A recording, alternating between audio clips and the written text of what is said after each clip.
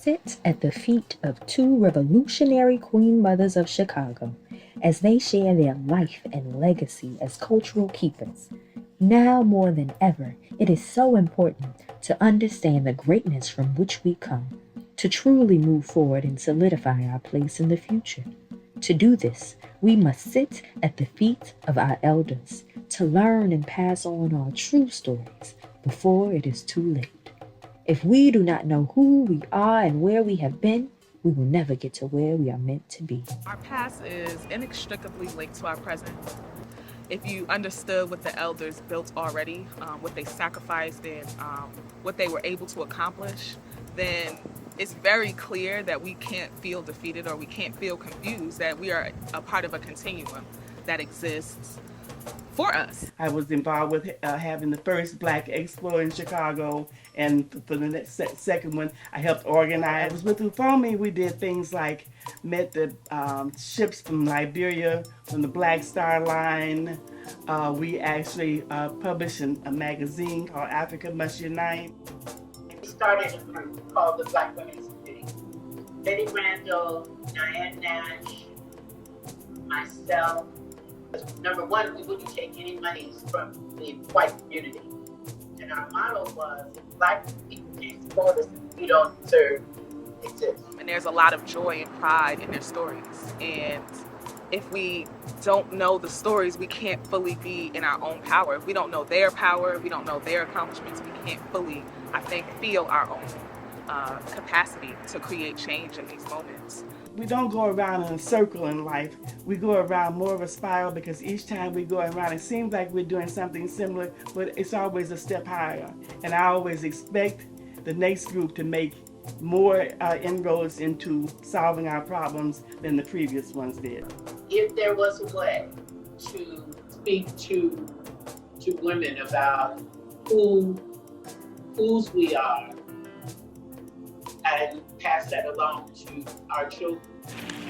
And it's so important that so many of us go through life without knowing who we are and what we come from. But it gives you the motivation to move forward in whatever it is that you do, knowing that you come from that good stock, knowing that you come from people who were great. We don't tell our own stories that won't be told. The truth will not be told. So one of the things I have done, because I insisted people who were involved in these activities, like I was involved in the National Black Political Convention and other things, that they write their own history. So I wrote a book. You are who they are. They are you. And so in learning more about them, you learn more about yourself. Growing up with the elders, I hope that now that I'm an elder, that I am treating young people as well, if not better, than those that I was around. It's not about us as an individual, it's about us as a collective people.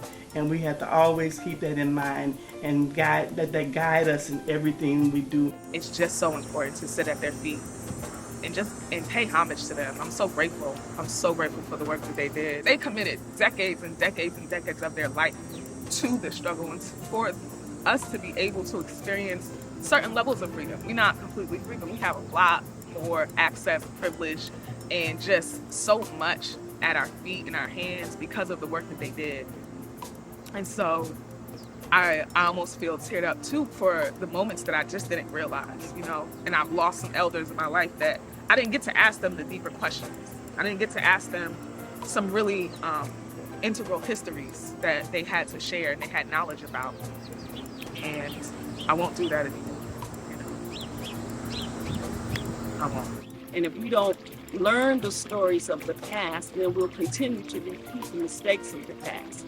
And so I think that's the most important reason for learning the stories of our elders and sharing.